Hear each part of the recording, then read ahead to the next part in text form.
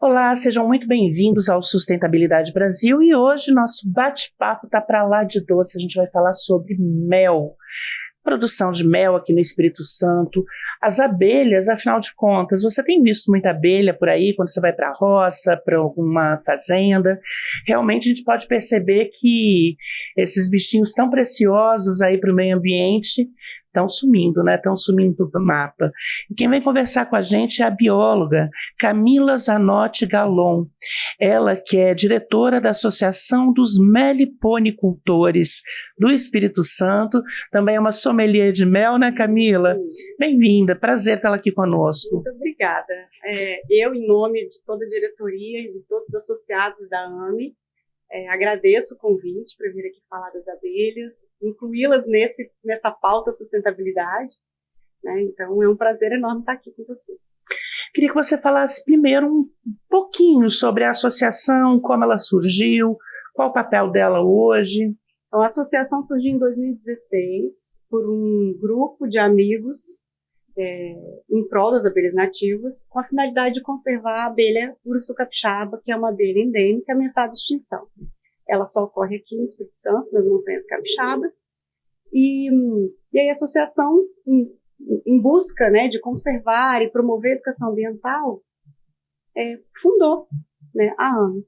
Então, hoje, a gente tem o presidente Adailton, ele e o vice-presidente Júlio, quem está à frente da associação. Eu participo junto, né, da equipe como um apoio aos projetos e o desenvolvimento de algumas ações que a gente faz aqui dentro do estado.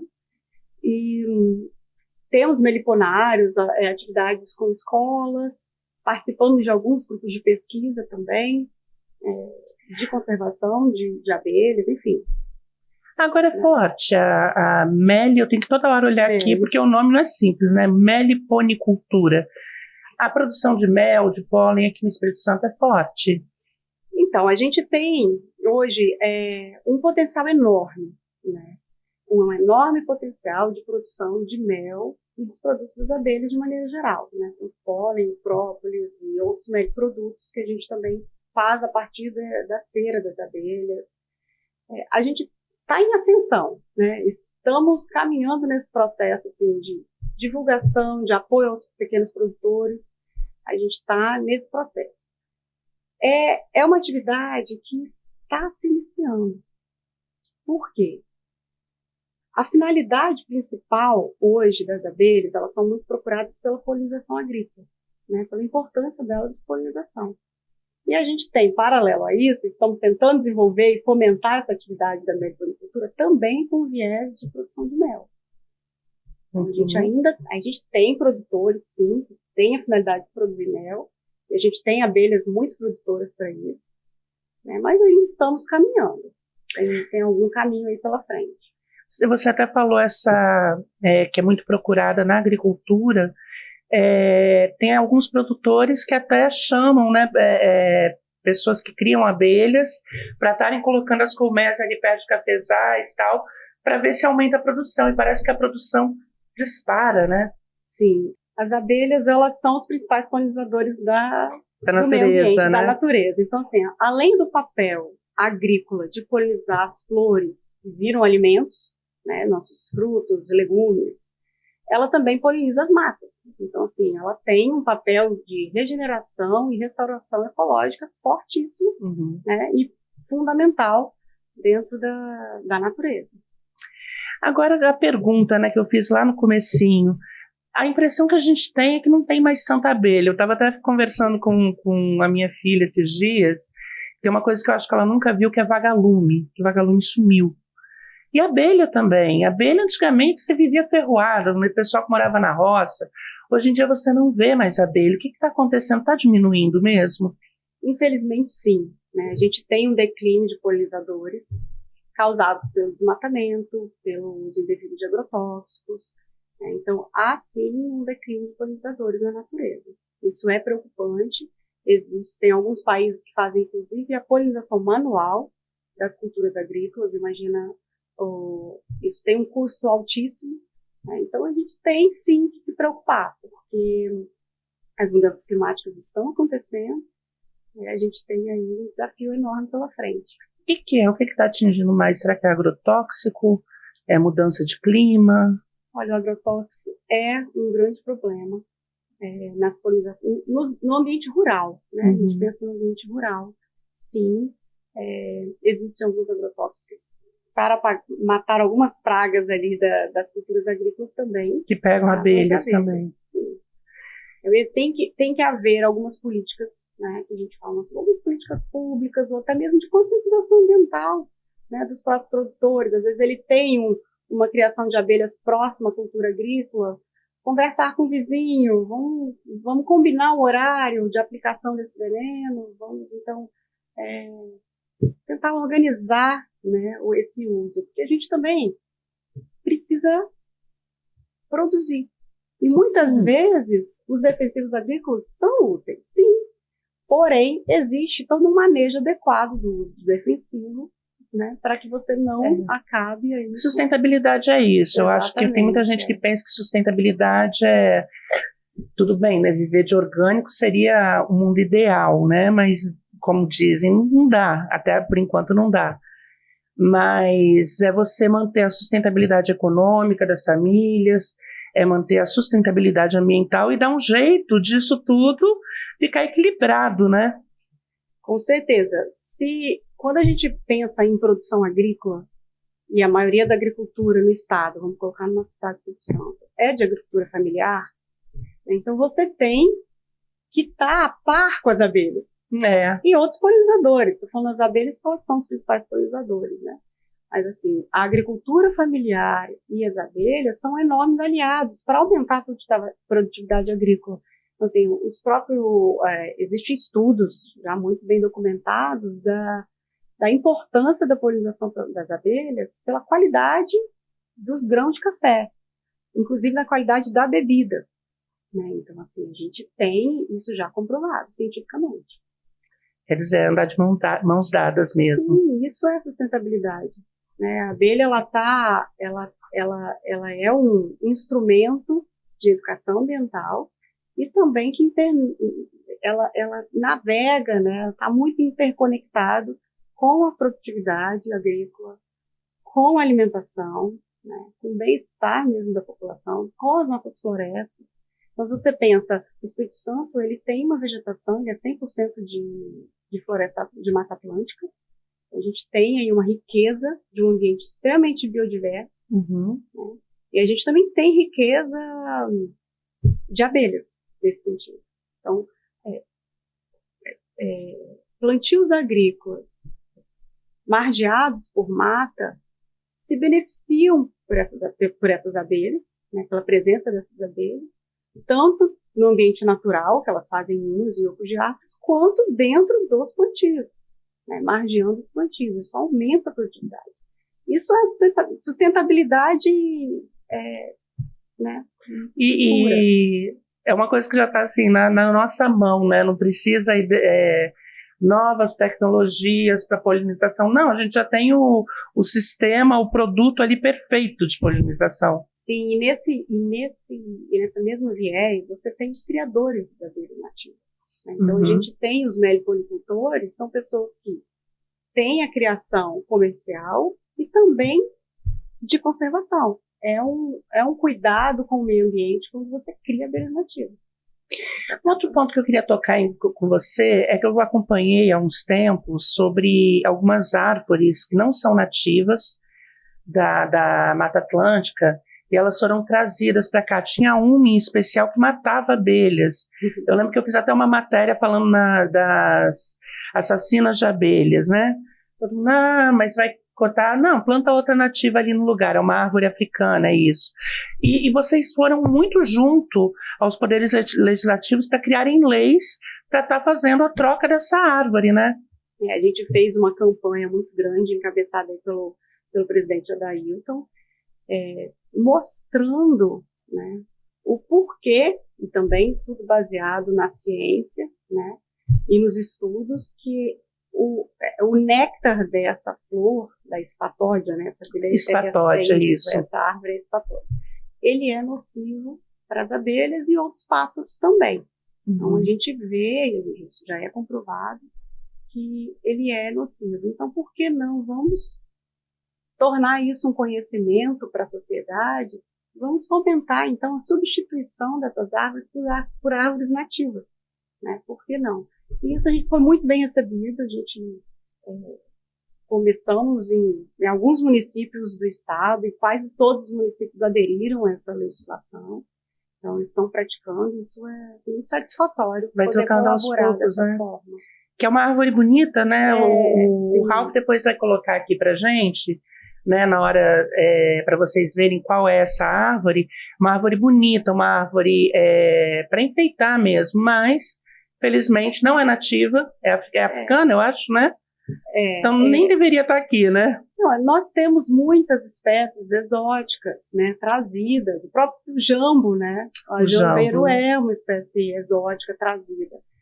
Acontece que essa espatóide em específico, ela de fato tem um néctar, né, prejudicial para as abelhas. Sim, e a gente tem muitas espécies nativas que a gente poderia substituir de crescimento rápido. Então existe aí uma lista de espécies que a gente pode substituir e que seria interessante fazer isso, né? E Camila, você trouxe também aqui pra gente que você é sommelier, né, de méis.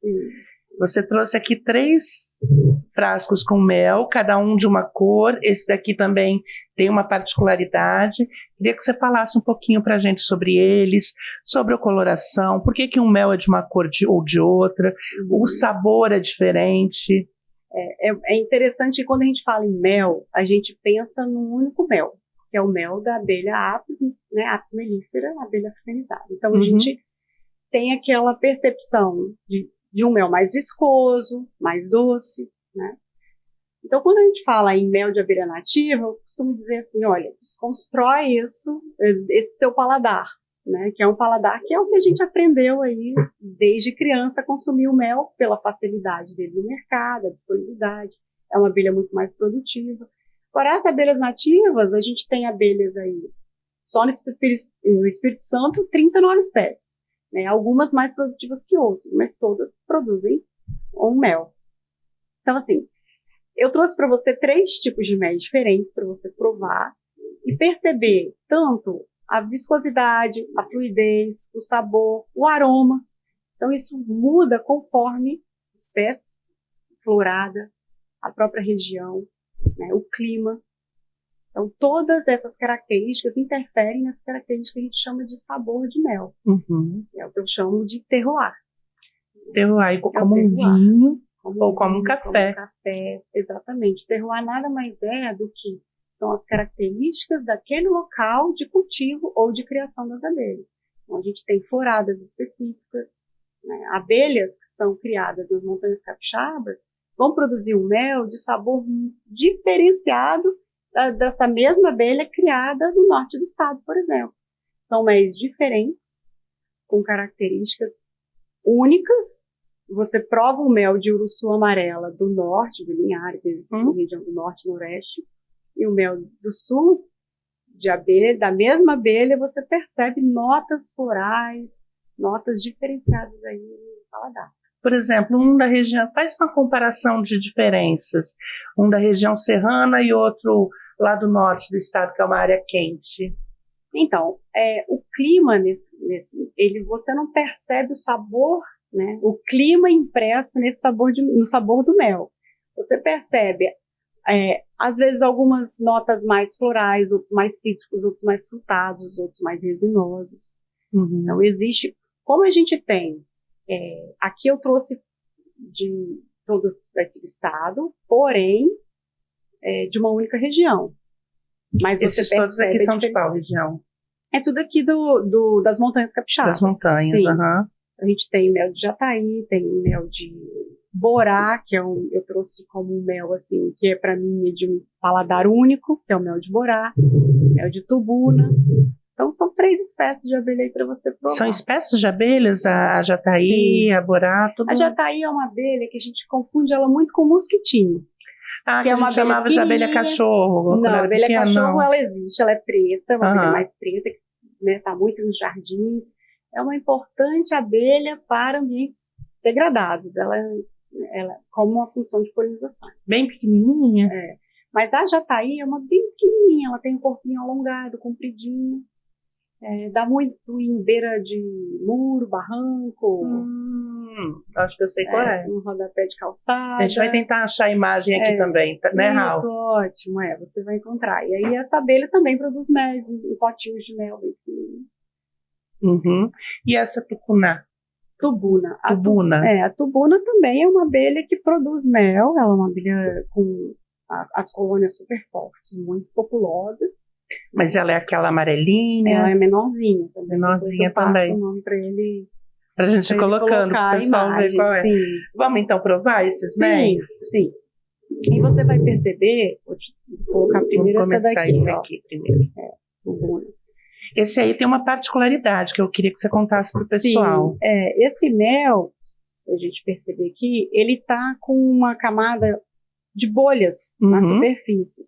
Essas bolhas são gases que os micro-organismos do mel, que estão aqui no processo fermentativo, produzem durante um processo que a gente chama de maturação.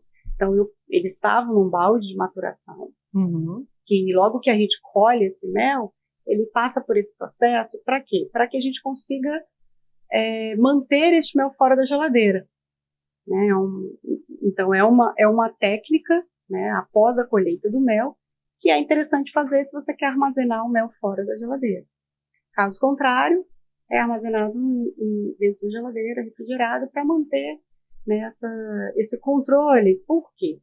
Como é um processo fermentativo que acontece, dá um sabor um pouco mais ácido, que às vezes mascara outras notas, né? Então, olha, eu vou te apresentar aqui, eu vou te falar para você pegar.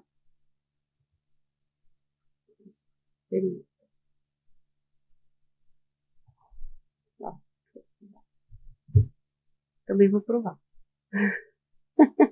Claro. Porque cada vez aí eu trouxe para você uma roda sensorial de aromas e sabores, que é uma roda exclusiva para MEs.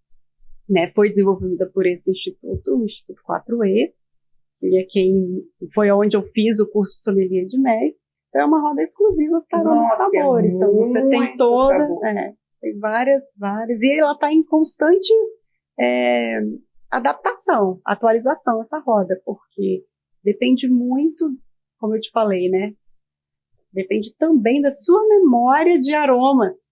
Às vezes você percebe notas aí que nem estão ali naquela roda. Esse mel, ele parece que é fresco, né? Leve. Essa percepção do mel leve é porque ele tem uma quantidade de água maior do que o mel que a gente está acostumado. Ele tem uma permanência na boca, você percebe essa ali, ó, nossa abelhinha. Essa daí é qual? Qual é essa que você colocou? Porque essas pretinhas a gente fala que é escator. Isso, tubuna. A tubuna. A pretinha. É isso aí, ela tá na cera, né? Ela tá coletando cera. Você tá vendo que as patinhas dela, ela vai coletando a cera com as mandíbulas, coloca nas patinhas traseiras e leva para colmeia, uma trabalheira, né? Onde ela constrói o ninho, constrói os potes de cera. Que dó, é uma trabalheira, né, para chegar num pote desse. O mel que a gente consome é o excedente, né? Porque o que ela utiliza como alimentação dela e como alimento para as futuras abelhinhas, ela já estoca bem ao redor dos discos de cria. Então, esse aí é para tempo de vaca magra dela. Usa como um isolante térmico. Então, a gente não colhe mel em período de inverno. Justamente porque a gente respeita essa questão, né, de regulação térmica e nutricional para ela nesse período de escassez. Vamos procurar agora a abelha, é a Borá, B-O-R-A, Raul, para a gente provar aqui o melzinho dela. A Borá é o meu mel favorito, por ser um mel bom. Vou esperar que você sinta aí faça a sua avaliação. Pode utilizar a roda também para você se guiar, se você tem alguma nota específica que você perceba. É diferente. Muito diferente. Então, te causou uma estranheza, eu acho. Ele é mais azedo. Hum. Ele pega aqui, né? Ele é azedinho. Sei, tem gosto de alguma erva, não sei qual é. Então, esse mel, ele também está em processo de maturação ainda, mas ele tem uma característica muito específica dessa espécie, que é um sabor de queijo.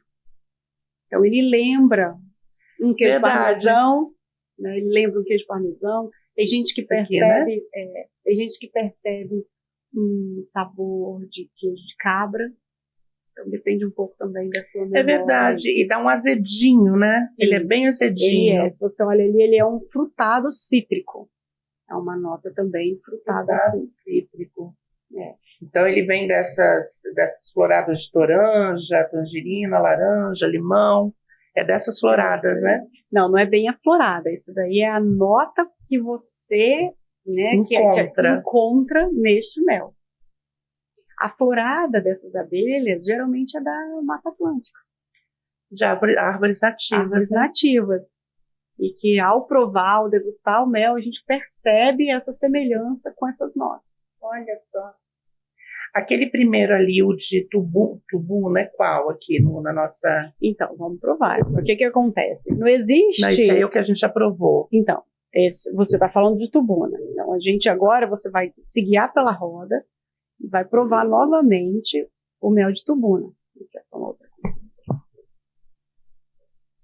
Isso o que é mais interessante é essa descoberta sensorial que a gente acha que a gente nunca teria, acha, né? Que é tudo igual, né? É tudo mel. Isso é muito interessante. Então, aí, o que você percebe? Aí você fala, que nota que tem? Então, vamos lá. A gente começa... Nossa, meu paladar é tão ruim. Não.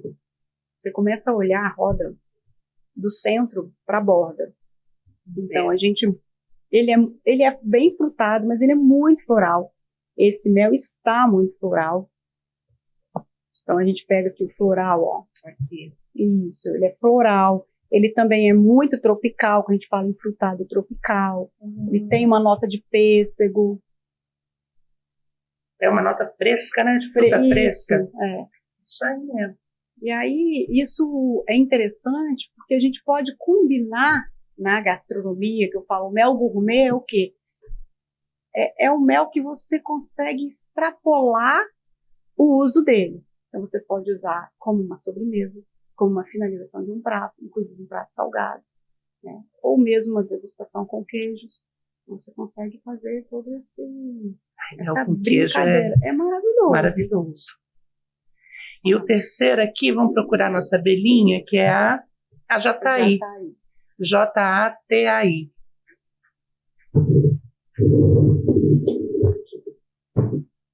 Se quiser voltar, você volta a provar. Nossa, maravilhoso. Eu fiquei tão surpresa com quando eu provei o da Borá, não esperava encontrar aquilo. E olha, e a gente aqui no estado, a gente tem um potencial enorme, né, como eu estava te falando. A gente tem, assim, a gente tem mata, a gente tem restingas, tem outros ambientes, né, florestados, que essas abelhas têm todo um... Esse é o gosto de mel. Você acha que é o gosto de mel? Por quê? Ela é mais doce, né? Tem um sabor, uma nota de adocicado mais forte, né? Então, eu não sei se é uma das mais comuns na nossa Mata Atlântica, a Jataí. A Jataí é uma abelha que está assim, em todo o estado, no Brasil também. É uma abelha de ampla ocorrência. Ela faz esse pito de entrada, né? É um canudinho. Então, é uma abelha bem... ela, inclusive, está em ambientes urbanos, né? Então, a gente encontra ela em praças, como eu disse. Né? Às vezes, ela faz um ninho em escapamento de carro, em churrasqueira, nos telhados, né? Então, que graça, gente. E essa é uma abelha... E qual que é a nota dela? Então, como você percebeu, ela é muito mais adocicada, né? Então, se a gente vai lá na roda aqui, a gente pega... as notas primárias, né? Então você já vai direto para a nota primária, tá vendo? Ela é doce, mas como eu te falei, a gente tem umas notas mais salgadas de alguns méis. Mas essa abelha Jataí, ela é mais doce mesmo. Ela é frutada, Então aí a gente pensa um pouco numa fruta mais desidratada, né? Então você pensa uma uva passa, uma fruta assim mais acentuada no adocicado, né? Eu acho engraçado porque se eu fosse procurar eu não ia achar, mas você falando tem todo sentido. Vai juntando, né? Mas aí a sua memória também peças, vai um pouco. Todo sentido. A gente prova, né? A gente, como sommelier, eu acabei sommelier, né? Que fala que eu sou mulher. A gente prova diferentes méis, está sempre provando. Eu falo, né, pessoal, quem tem mel, que eu quero provar, justamente porque a gente vai desenvolvendo o paladar. Eu falo, uma criança, quando você coloca a criança para provar esses méis, então uma das ações que a associação faz, junto dos parques municipais, é atender escolas, né? Escolas municipais, escolas públicas, enfim, crianças, de uma maneira geral, público em geral. Tem crianças que nunca provaram mel, e tem crianças que quando provam, tem um paladar que eu fico impressionada, né? Que elas têm essa memória do paladar que a gente adora. Parece que é um paladar limpinho, né? Assim que... Então, exato, por que não a gente fornecer, né, disponibilizar, ter disponível os méis da nossa biodiversidade. Então, a gente dá valor à biodiversidade quando você consome méis das abelhas nativas. Maravilhosos. E a gente tem, assim, aqui no Espírito Santo, quantos tipos de méis? Dá para a gente fazer uma conta? Bom, a gente tem, assim, as principais abelhas, né, a gente tem o urso amarela, a própria urso capixaba, que em breve a gente faz talvez no próprio evento da Sustentabilidade Brasil, a gente vai trazer, né, o urso capixaba, né. O urso capixaba, que depois eu quero que você fale dela. Sim. Que... bom, enfim, respondendo a sua pergunta de quantos méis, né, então os principais são Jataí, a gente tem a Borá, a urso amarela, a mandaguari amarela, preta, tubuna. É muito, né? Tem uma variedade de méis, né? Fora que cada uma na sua região, com a sua florzinha, vai ter um sabor. Eu queria que você pegasse agora uma foto da Uruçu capixaba. Se você encontrar, Uruçu é com C cedilha, Uru, C cedilha U, capixaba. Queria que você falasse um pouquinho dela, né? Que é uma abelha só nossa. É uma abelha única no mundo. Então, a gente tem o privilégio de ter uma abelha que só ocorre aqui no mundo inteiro. Nas montanhas capixabas, ela ocorre a partir de uma altitude de 600, 700 metros de altitude. Está nas montanhas capixabas. Essa aí? Isso aí. É uma abelha grande, é uma abelha de uns 2,5 centímetros. É uma abelha maior, muito produtiva, né? E tem um mel único. Então, foi para o concurso nacional de méis em Santos, em São Paulo. A gente tem produtores de mel da Uruçu aqui? Temos produtores, temos criadores de mel, temos criadores dessa abelha e produtores desse mel também. Então, é uma abelha que, assim, a gente está fomentando, né, junto às políticas públicas, né, ações de conservação dessa abelha, e espero que em breve ocorra aí um plano de manejo, né, para a criação dessa abelha. Temos alguns criadores que já têm autorização para criar essa abelha, por ser uma abelha ameaçada de extinção, tem um cuidado especial. E a associação participa de alguns projetos de pesquisa para conservar essa abelha, né, dentro do ambiente de ocorrência natural dela. Então, assim, é uma abelha que, como é uma abelha grande, ela faz ninho em ocos de árvores de grande porte, tem que ser troncos mais grossos. E isso a gente, nas nossas matas, com os desmatamentos, a gente perdeu muito, né, desse ambiente natural para ela. Houve também uma época em que houve a venda ilegal de enxames dessa abelha para outros estados, para fora do Espírito Santo. Então, o que acabou declinando, né, a população. E agora os projetos de pesquisa estão... A AME tem maior satisfação em participar. A gente tem projetos de pesquisa com a Universidade do Espírito Santo, Federal do Espírito Santo, Viçosa, Incapé, o IFES também está projeto junto com a AME, para fazer esse trabalho de investigação, de reintrodução, conservação das que estão aí, né? Estudos mesmo sobre o mel próprio dessa abelha. E cada mel também, o mel ele sempre foi usado muito como remédio, como você falou. Sim.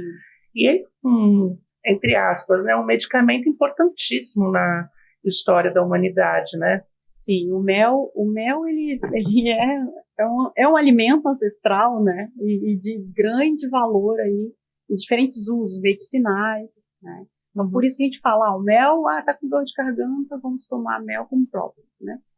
Então, mas a gente tem que mudar um pouco esse pensamento e levar o mel como alimento, né? Pelos benefícios mesmo nutricionais que ele tem. No dia a dia mesmo, Sim. Né? Eu queria te perguntar agora dos desafios. Você já me falou um pouco, né, ao longo da nossa conversa, mas a gente sabe que tem muito desafio aí pela frente, muita coisa a vencer. Você trabalhar na meliponicultura não é uma tarefa fácil, porque nem sempre você tem incentivos, mas qual você elencaria e quais os maiores desafios para os produtores? Olha, como qualquer cadeia produtiva, agrícola, a gente tem que estruturar, a gente tem que se organizar, né, como uma atividade econômica. Então, se a gente leva a meliponicultura como uma atividade econômica sustentável, então ela tem tudo para ser, né? Então ela tem tudo para ser uma atividade sustentável. Então, ele precisa de organização.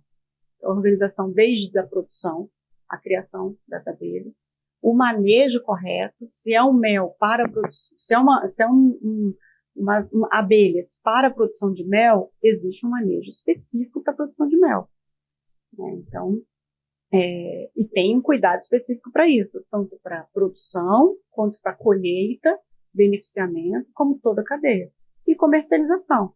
Então, a gente precisa de desenvolver os produtores, precisamos de apoio para desenvolver esses produtores na produção de mel, assistências técnicas. Isso é fundamental, como qualquer outra atividade agrícola. E quem quiser saber mais, podem buscar vocês nas redes sociais? Sim, a AME tem uma satisfação enorme em atender, né, o público interessado. A gente quer mais fomentar a atividade. Então pode buscar a AME nas redes sociais. A gente tem um Instagram, se chama meliponicultura_capixaba. Se você quiser colocar aí depois para a gente vai então, colocar. Alguns eventos a gente tem colocado lá. Também temos o site, que é ames.org.br. Estamos nas redes sociais, estamos em parques, em praças. Fizemos um projeto muito interessante, que é a Vitória do Mel, no Parque no Jardim, onde a gente tem um meliponário. Temos também uma parceria com o Parque Botânico da Vale, onde temos algum meliponário lá. Auxiliamos, né, na manutenção daquele meliponário, nas ações de educação ambiental. Camila, eu queria te agradecer a sua presença aqui no Sustentabilidade Brasil, agradecer pelos MEIs, né, que a gente provou aqui, deliciosos, todos os três, cada um com a sua particularidade, mas sem dúvida todos muito gostosos. E as suas considerações finais aí, o seu convite, para quem quiser participar também da associação, né? Sim, então, quem tiver interesse em participar da associação, a gente tem um formulário, ele está disponível no Instagram da AME, no site. Fica o convite de nos conhecer no Sustentabilidade Brasil, onde a AME vai estar com o stand lá, com os projetos que ela é parceira, a gente vai estar levando os pesquisadores que estão junto com a gente. Teremos MEIs lá para da prova, né? Sim. Então fica aí, estamos abertos a dúvidas e, né, pessoas interessadas. Espero, assim, que com essa divulgação, que as abelhas cheguem, né, cada vez mais nos diversos ambientes aí, do público em geral, do dia a dia, né, da população. E aí, e nas escolas também, porque a gente precisa educar essa turma, né, para conservar as nossas abelhas. Exatamente. Obrigada, viu, Camila? Obrigada ao pessoal da associação também. E a você que ficou com a gente até aqui agora, nosso muito obrigada e até a próxima.